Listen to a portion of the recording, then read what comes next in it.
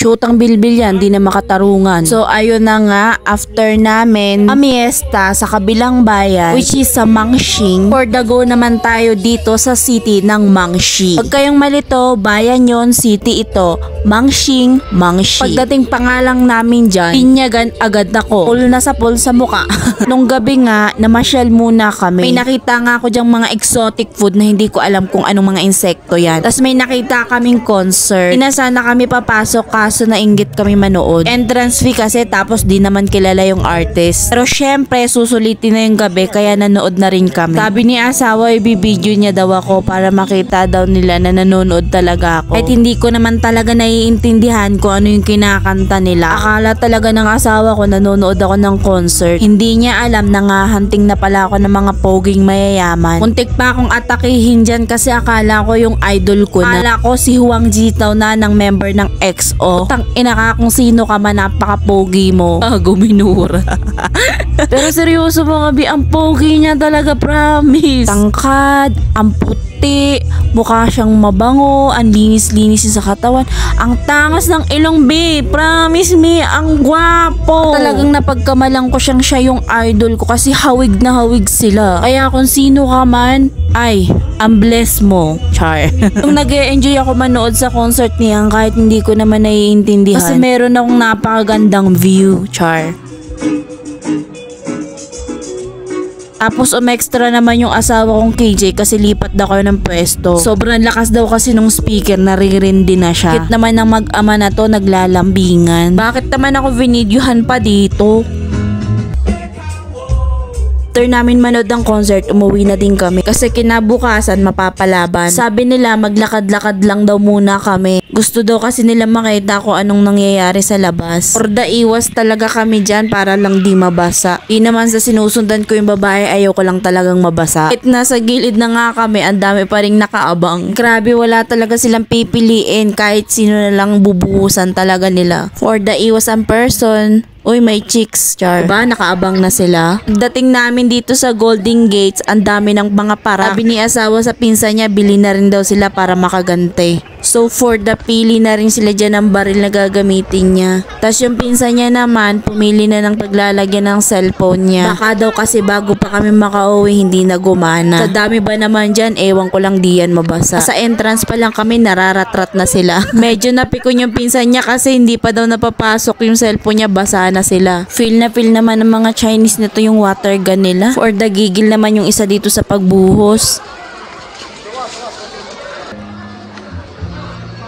Kaya talaga silang pili. Kasi kahit yung isa dito na gustong manood lang, nabasa na rin, kawawa naman.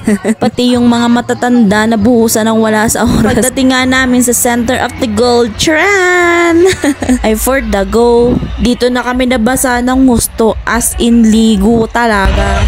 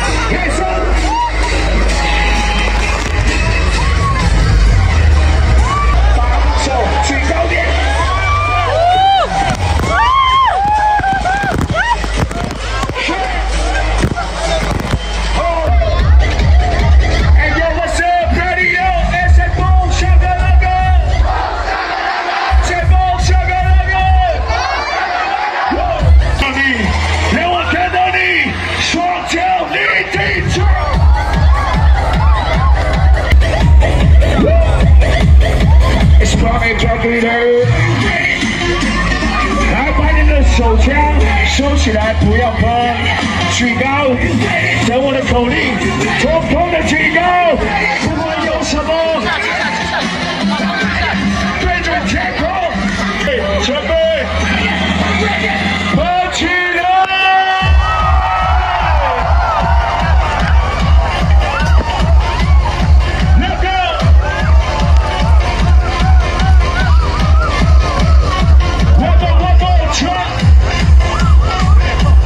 ！Yung nag-i-enjoy ang lahat tapos itsura ng asawa ko parang gusto nang umuwi. Kulang na lang hilahin niya ako palabas sa maraming tao na yan. Ewan ko ba kapag ganyang mga concert hindi siya nag-i-enjoy.